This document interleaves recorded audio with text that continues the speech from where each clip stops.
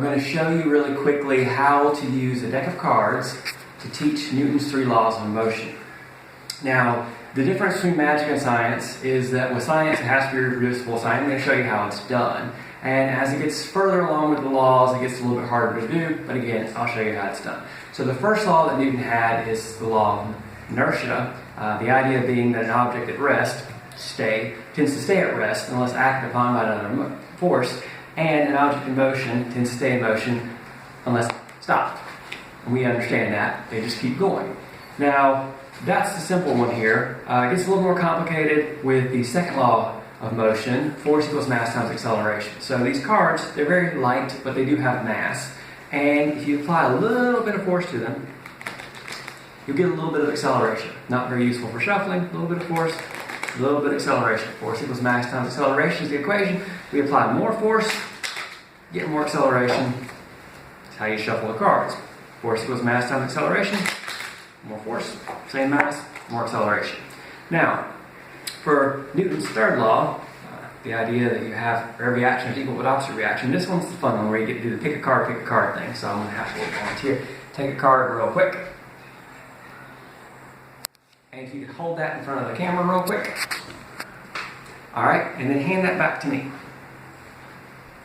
Now with this one, there's a couple ways we can do this little trick. You can actually take it and kind of look around and see, oh, that's the fun. Or you can also kind of shuffle it around so you know how it's going. But that's not the really part that's sort of teaching it. That's just kind of how that magic goes along. But what you can do is get your cards shuffled around here, and you can play around with it a little bit. And think, I'm going to think really hard about the magic here, and I'm going to be setting this thing up. But what you're really doing is getting it ready for a dramatic trick here. So then what you do is you come and you say, all right, is your card the 8 of diamonds? No. Is your card the Jack of hearts? Okay. Now, one last try. Do the magic tap. How about this? Is your card the 2 of hearts? Yeah. Now, how do you do that?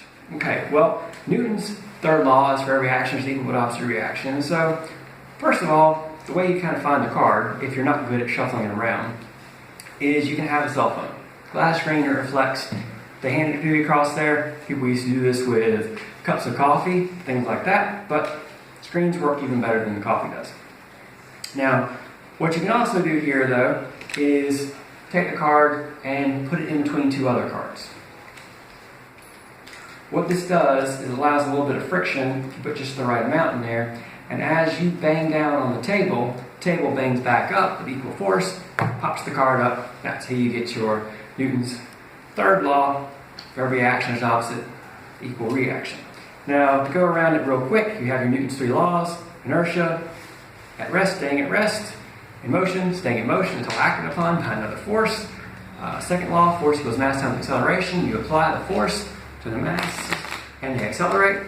And then the third law, which is if you have action-reaction, for every action there's an equal but opposite reaction. That's how you get that up there. So that's how you do Newton's 3 laws with a deck of cards.